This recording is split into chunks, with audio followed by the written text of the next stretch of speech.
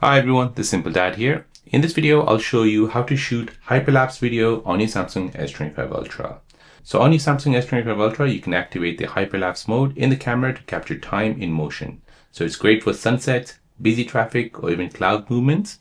You can even hold the phone and just walk around with it and create hyperlapse video. So to do this, you want to first go ahead and open up the camera app. Next, tap on more. And now in this option, you'll find hyperlapse, which is right here. Tap on this.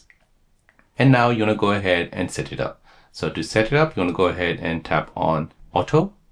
So here you want to go ahead and choose what you want hyperlapse. So I would recommend that you choose 300x. And here you want to go ahead and choose the speed. So you want it 5x, 10x, 15x, or you want to choose 30x or 60x. As you can see, each time you press on the X, it basically tells you a description. So it gives you a description of what it is. So this is for traffic streaming by. This is good for recording clouds moving across the sky. This is good for recording crowds of people walking by. And this is good for recording sunrises and sunsets. So go ahead and choose your preference.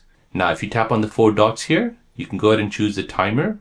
So make sure it's always on infinity rather than recording for 10 minutes, for 30 minutes, 60 minutes, 120, 180, or 300, as you can control this so you can start and stop whenever you want. And once you're ready, you can go ahead and tap on record, and this will go ahead and record. So you're turning a long event into a cinematic clip effortlessly for social media or creative projects. So there you go, guys. That is how to shoot hyperlapse video on your Samsung S25 Ultra. If you're new on the channel and you want to find out more about your iPhone, your Android phone, or any other social media apps, then don't forget to subscribe to this channel to become a part of the Simple Dad community. Hit the like button if you find this video useful.